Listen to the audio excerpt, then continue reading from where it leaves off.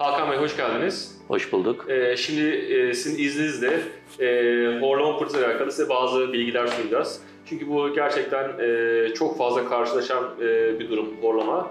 Belki de Türkiye popülasyonunun yaklaşık %30'unda bir sıkıntı var. Ve insanlar gerçekten horlama proteziyle bunu nasıl çözümünü merak ediyorlar. İzninizle size bazı sorular sormak istiyorum. Tabii ki. Şimdi siz yaklaşık olarak 2,5 aydan beri benim yaptığım protezi kullanıyorsunuz. Evet. Şimdi öncesine gittiğimizde bu hastalık size ne gibi sıkıntılar yaşatıyordu? Hangi çözümler almaya çalıştınız? Sonra bize nasıl geldiniz? Bunları böyle bir özetlerseniz sevinirim. Horlama tabii ki uyku apnesiyle bir arada yaşanan bir durum. Ben bir gece hastanede kalıp uyku apnemi de ölçtürdüm. Orada sınırlarda olduğum söylendi.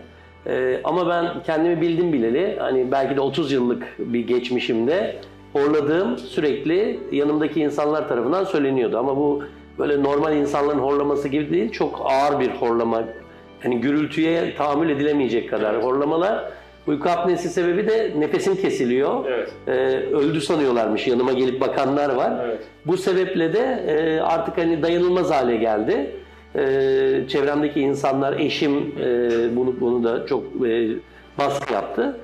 Ben de sizi gördüm sosyal medyadan, merak ettim, araştırdım.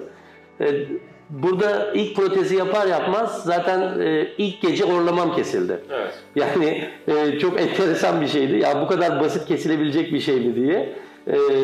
Tabii ki o ağzımıza alışana kadar, kullanana kadar bir süre geçiyor. Evet. Daha sonra da ben bunu kullanmaya devam ettim. Bazı geceler taktım, bazı geceler takmadım. Hani denedim kendimi.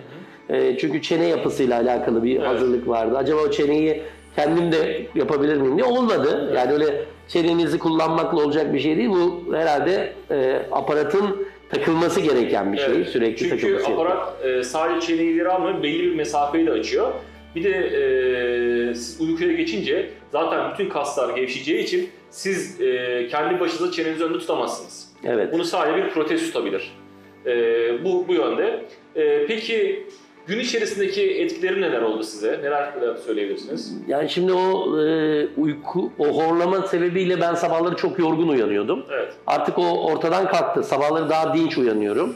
Daha kaliteli uykum olmaya başladı. 8 saate yakın uyumaya çalışıyorum ben günde. Ki yani 6 saatinde yeteceği söyleniyor. Evet. Ben 8'de tutmaya çalışıyorum.